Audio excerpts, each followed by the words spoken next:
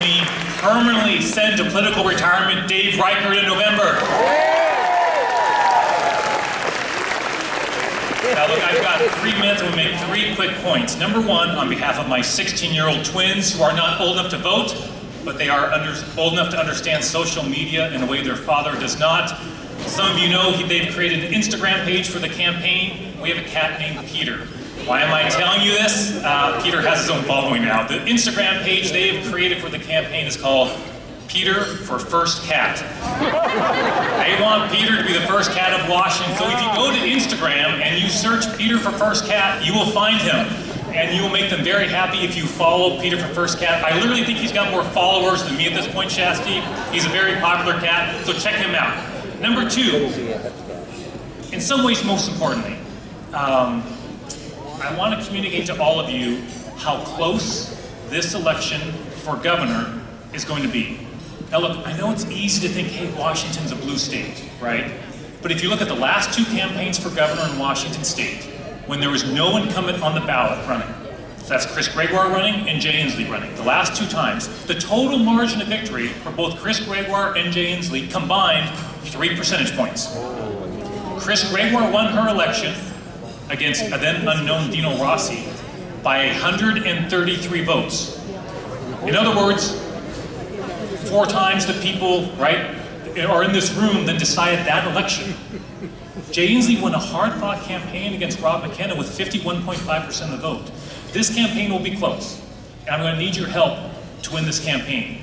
And study after study shows the most effective form of political communication is not a TV ad, although our first ad starts running on Monday, by the way. It's not a TV ad, it's relational campaigning. It's Shasti talking to a friend over a cup of coffee, right? It's those direct communications make a difference. And I want to arm you with a few differences between me and Dave Reichert when you have those conversations. So here are a few contrasts, just 4 of them. Number 1, choice.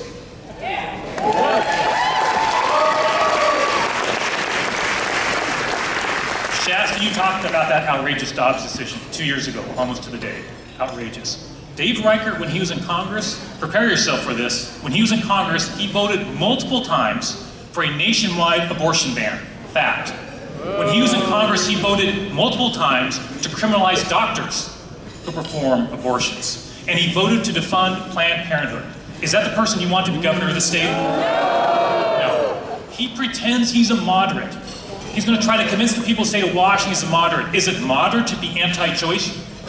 No. Number 2, healthcare. When he was in Congress, Dave Reichert voted 37 times to repeal the Affordable Care Act. Is that moderate to you? I was proud to be part of a group of Democratic attorneys general. When there was a lawsuit challenging the Affordable Care Act, we got together and helped defend it successfully at the United States Supreme Court. Number 3, marriage equality. Do you support the right of every Washingtonian to marry the person they love? Guess what? Dave Reichert does not. He was caught on audio what he thought was a behind closed doors conversation with the supporters, in which he said, no, marriage between a man and a woman. Do you want someone who opposes marriage equality as your governor? I will defend your right to marry the person you love. Dave Reichert will not. That's distinction number 3. Number 4. Now, Shasti, I hate to do this on such a wonderful occasion. The following 2 words can put a damper on any evening, but it's got to be said, Donald Trump. I'm sorry, I had to do it. There is just a little bit of a difference between me and Dave Reichert when it comes to Donald Trump. Dave Reichert, again behind closed doors, had this to say about Donald Trump. Number 1, he's going to vote for Donald Trump. Number 2, he said, and I'm quoting now, I love Donald Trump's policies. Do you love Donald Trump's policies? Do you want a governor who loves Donald Trump policies? 3rd, he bragged to his supporters about having a signed MAGA hat at his home. Look, you know, if the dark day was to come, and we'll do everything we can to avoid this, that Donald Trump is elected president again, we will need a governor who knows how to stand up to that anti-democratic individual. We will need that. You will need that. The people who say that Washington will need that.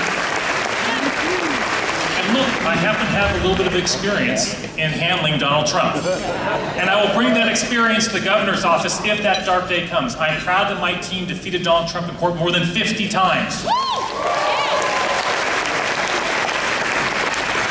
So in order to win this campaign, I will need your help. This election could be decided by 133 votes.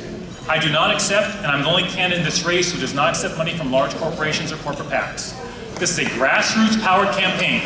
I'm proud to have nearly 70,000 donations to our campaign that dwarfs all other campaigns combined. But the only way we're going to win is not by having the most corporate money. That's not how I run my campaigns. It's what you all do best. Knocking on doors, calling people, writing postcards, making small donations, talking to your friends and family members. We need that to win this election. We cannot be complacent. I'm begging you from the bottom of my heart. This election will be close. I need your help. I so appreciate all you do for Democrats like me up and down the ballot. Let's get out there and win in November. Thanks so much, everybody. Thank you so much.